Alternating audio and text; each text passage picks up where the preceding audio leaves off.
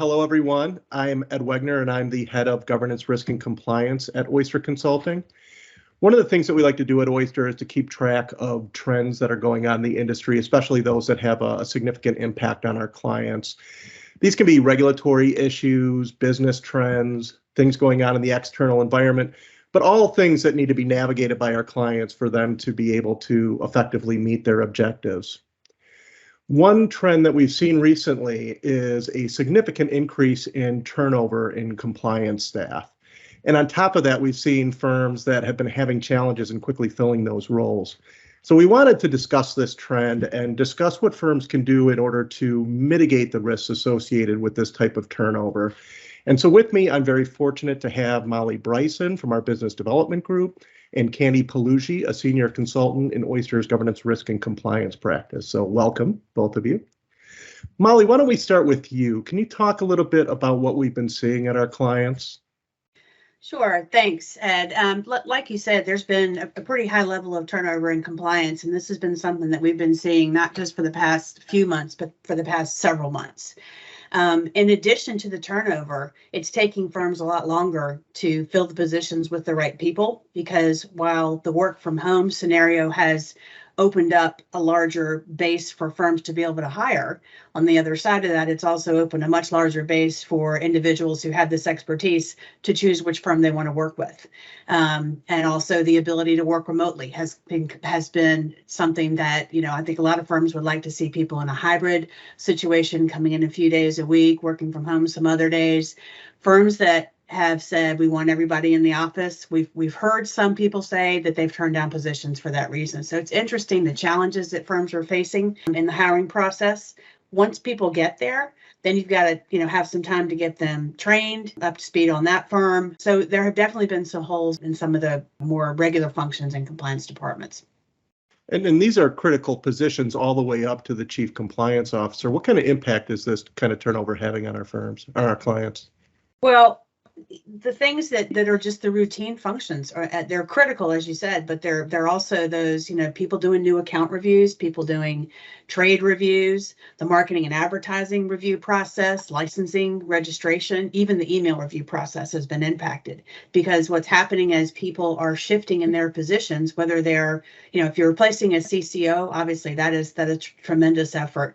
But if you're losing some of the folks who are taking on these other functions, firms are scrambling to try and shift staff around and spread the work and, move people into maybe what's a new position for them. Then they've got to train them. So it's absolutely impacting people's ability to complete these in a timely manner, for sure. Yeah, and that can be particularly challenging because what can happen is as you shift work and you give work to people who probably already have full plates, it can cause additional engagement issues and could lead to further turnover, which would just exacerbate the problem. And so it's important that firms get ahead of this and try to address issues as early as possible and anticipate. And Candy, you've been in compliance-related roles, several of them. What are some of the things that you think that firms can do and senior people in compliance can do to manage and mitigate the impact of this kind of turnover? Yes, thanks, Ed. I think there are a few things that firms can do to try to manage this and, like you said, mitigate it possibly before it happens. One thing is to do just that. Think about it before it happens.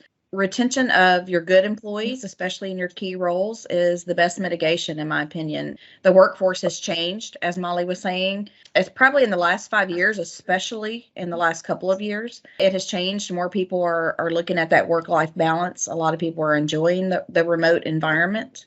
And I think even without what COVID has shown us with the remote environment, the younger generations entering the workforce are work-life balance is very important to them. It's just kind of a lifestyle that they've picked up and, something that they're looking at. It's very important to them when they're looking at a company to join for their career. So I think firms should consider that flexibility. I think they should also show their employees that their work is valued.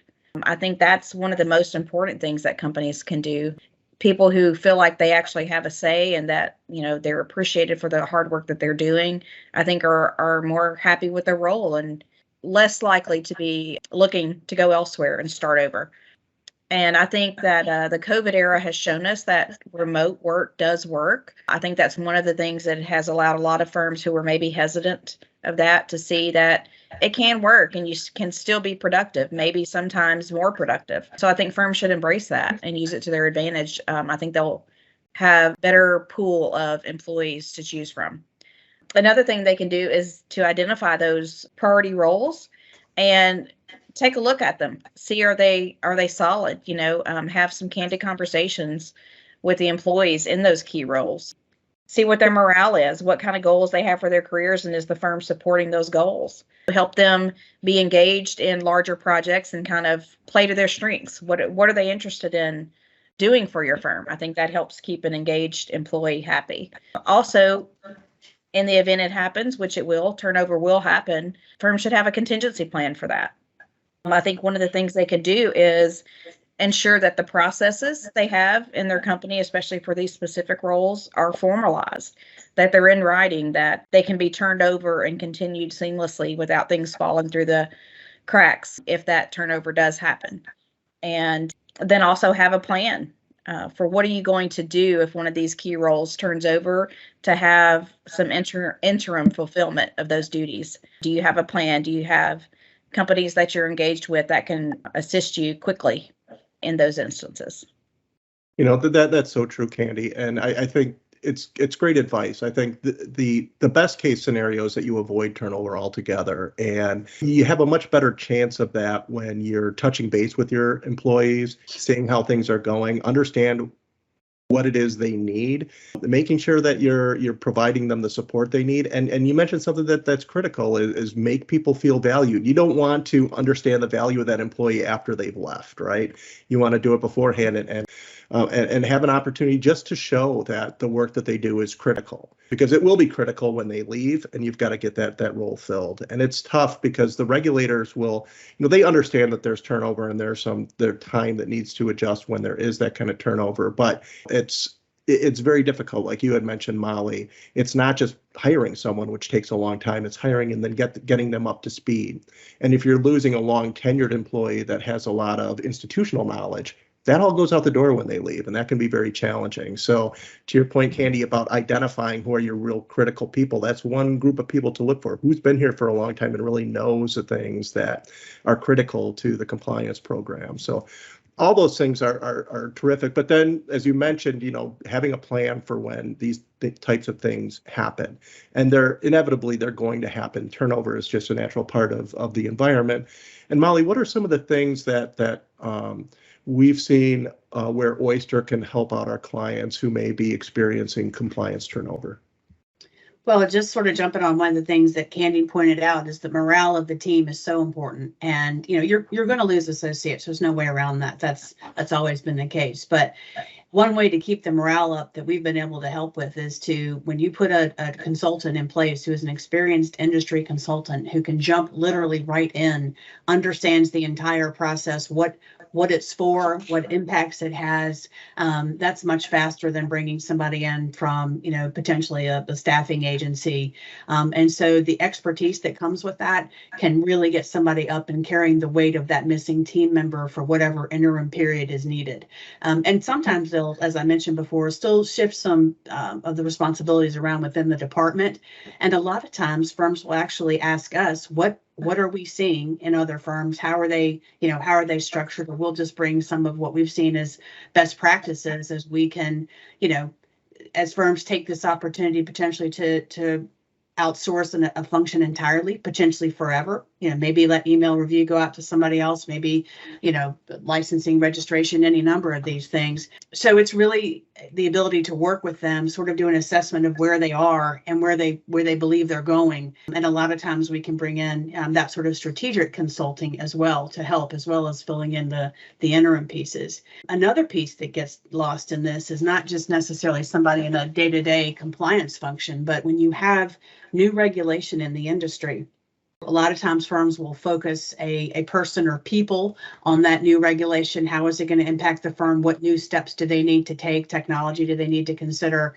And if they lose some of those people as well, that's also a pretty big impact. So we have been able to take our teams who are quite strong around the DOL PTE, around Reg BI and other related new industry regulation to step in and help firms take that on, whether it be taking them through the whole process of how are they going to handle it and implement it, or doing what's already in place for them because they need that expertise.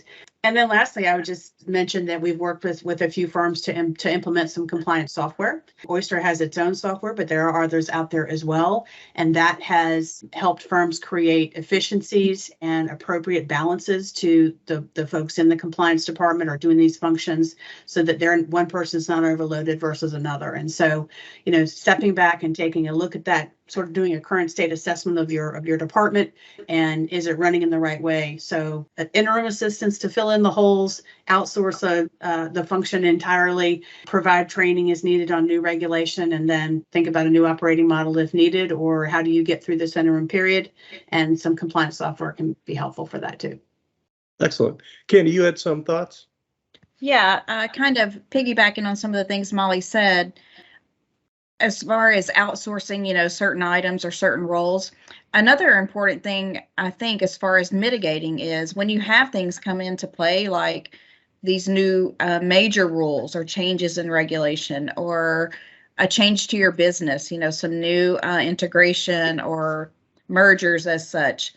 Those type items tend to really overwhelm some of your key personnel as they're trying to continue with their current role, as well as get involved and ensure that those things happen. And I think that's a good opportunity when things like that come up to prevent burnout, as well as ensure everything is handled at the capacity it needs to be handled. Is maybe in instances like that, consider hiring a consultant for some of this routine stuff that your officers need to handle. Let a firm like ours do that for you so that all of the focus can be on these new integrations or mergers or what have you, without your employees being overwhelmed and feeling like they really can't, do a good job at any of it. They're just barely getting through. I think that could be a big help on some of these firms. Yeah, and that kind of goes to the earlier comment that you made, in terms of employee engagement up front. It's because that burnout is one big factor that leads to turnover. And so the more you can lessen that burnout, the better.